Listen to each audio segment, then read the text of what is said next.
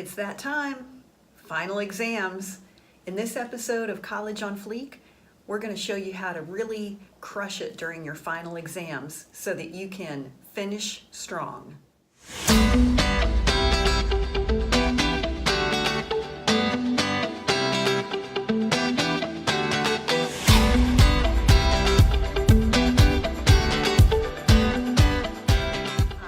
I'm Mary Dittman. I'm an award-winning business professor on the collegiate level and the creator of One-Derful Life and College on Fleek. Finals are stressful, and in this episode we're going to talk about actually taking your final exams. You may want to go and watch the previous episode, which is how to crush it during final exams, and that gives you a little bit more of a broad overview. But today we're really going to talk about the actual taking the final exam. Now, it's really hard to stay motivated during final exam week. Most students aren't really feeling motivated, they're just feeling scared. And fear actually can be quite a powerful motivator because you'll be getting things done just because you're afraid of failing. Now, the key with final exams is you need to have been studying. So I'm filming this actually several weeks before our final exams start at Francis Marion University, which is where I teach. And hopefully you're watching this like not the night before a final, because the longer that you have that you can prepare for your exams, the better off you're going to be. I beg you, please go to collegeonfleek.com, get the Study Smart Toolkit. It's free. It's the 3-point study system that I developed for myself because I had terrible test anxiety. And I've taught it to thousands of students over the years, and it has helped them. I have personally seen where they have gone from D's and F's on exams to A's on the very next exam. Okay, now I can't give you a guarantee that if you do what I tell you to do that you're going to magically get an A. But what I can tell you is that the students that I have coached, when they implement the techniques that are in the Study Smart Toolkit, their grades improve to A's and B's. So go to collegeonfleek.com, get that Study Smart Toolkit. That's where I show you how to study. Right now, we're just going to focus on taking the actual final exam. Now, if instead of an exam, you're giving a presentation, especially if it's a group project, you might want to go back and look at the episode on how to crush it in a group project. Today, we're going to really focus on an actual exam that you would take. Number one, you're going to need to be prepared. So, hopefully you've studied. Again, Study Smart Toolkit from College on Fleek. Also, make sure that you know where your exam is being given. If the exam is being given in a different room than your class normally meets, or it could be given at a different time.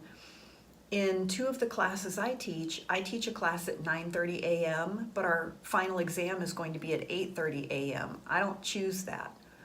Another class I teach meets at 10:30 in the morning, and our final exam isn't till 3 p.m.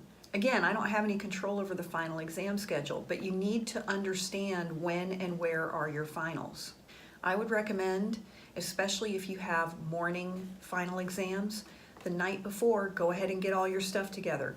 Get your backpack packed up, make sure you know what clothes you're going to wear, get your car keys ready, whatever you're going to need, any supplies that you'll need for the exam. If you need a blue book, a pen, a pencil, calculator, anything that you're going to need for the exam, go ahead and have it ready the night before, because when you get up in the morning to go take that final, you're going to be probably anxious, and you don't want to forget something important, which you may forget because you're anxious, you may not have slept very well, and you're really just focused on, I've just got to go take this test.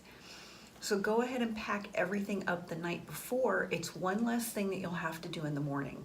I recommend that you bring a jacket or a sweater and maybe some water and a snack. Even if you're not allowed to eat or drink during your exam, you'll have that for when you're done. And I always would recommend bringing a jacket or a sweater because the room may be colder than what you're expecting.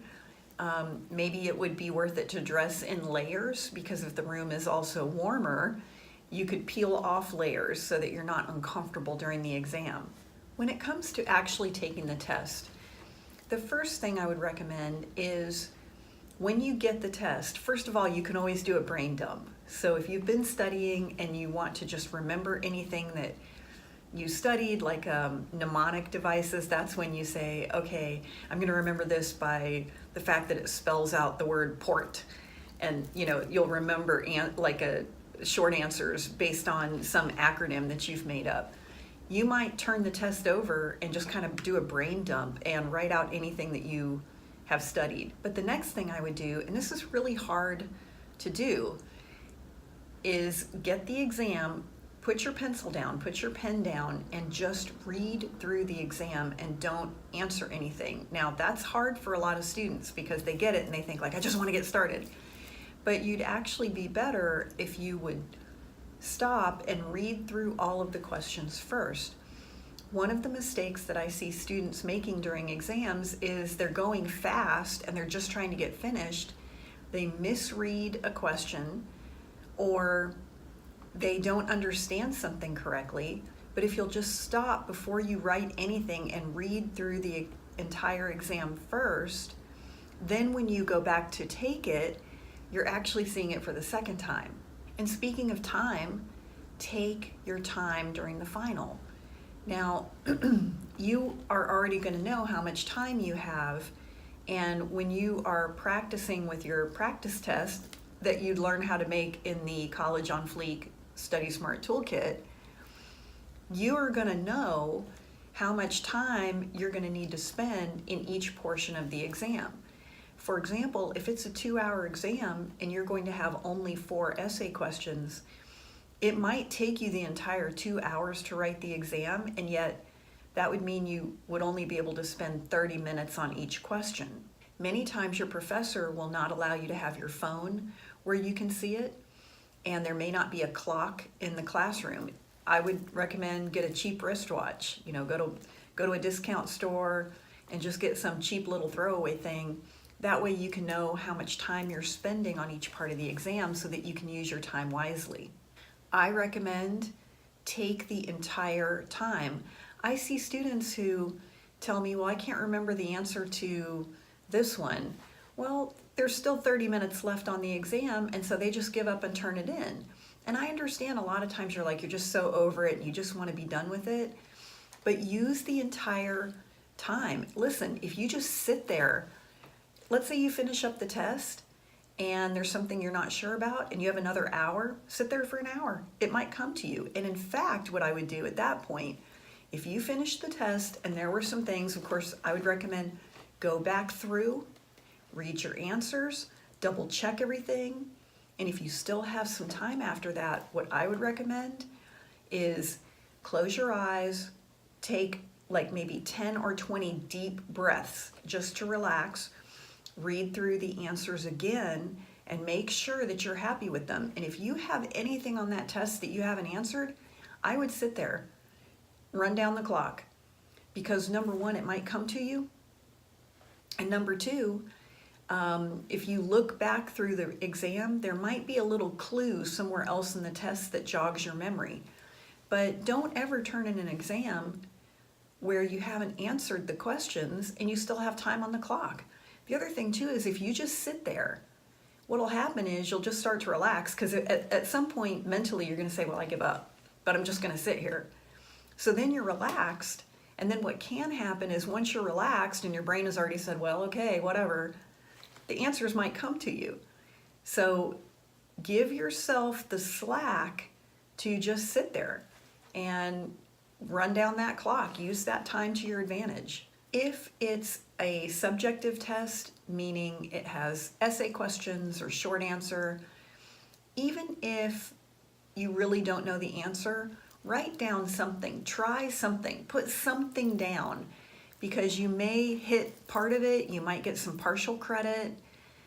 I mean, the worst thing that'll happen is you'll get no points, but you're definitely getting no points if you leave an answer blank. So as much as possible, write down something, because your professor might be able to give you just at least 1 point. And you say, well, who cares about 1 point? Well, where I teach, an F is a 59, a D is a 60. So 1 point is the difference between failing and passing the class. And here's the other thing. once you have turned in the final, it's over. So there's no point in stressing about it. It's already done. You have turned in everything, and you just really now have to wait for your grade. And speaking of your grade, I recommend to students that all through the semester, whatever your professor returns back to you, you need to keep it.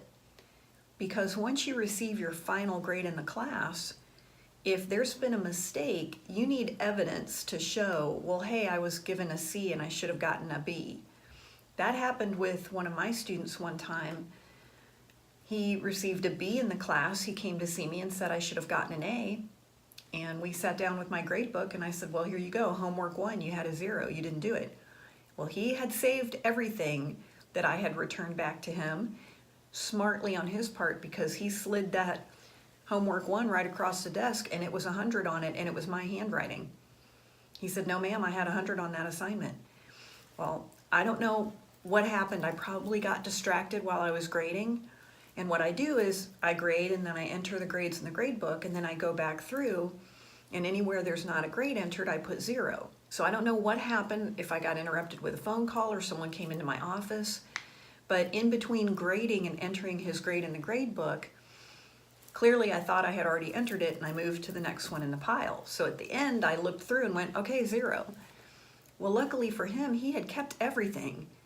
So I was able to change his grade to the A that he deserved. But see, that burden of proof is on the student. You cannot go to any grade appeal board. Let's say if he didn't have that homework, if he brought it up on a grade appeal, well, my grade book is going to be the authority. But because he had that homework with him, if, for example, if I had refused to change the grade, he could have brought it up on a grade appeal and he would have had evidence that I made a mistake. So I always recommend keep all of your homework and exams and everything that your professor returns back to you, at least until you get that final grade from the class. And that way, if you needed to file some sort of a grade appeal, you have the means to do that. And like I said, final exams are really stressful. If you go to collegeonfleek.com, we've put together a series of hack packs. Now, I love a good hack. I love some tips and some tricks, ways to do things a little bit easier if I can. And we have 3 hack packs available. And hack pack number 3 is how to crush it during final exams and stay sane. You might want to check that out because it gives you all the information, everything that could possibly help you during final exams. We have checklists, we have video tutorials, we have frequently asked questions and troubleshooting, and it's really worth it.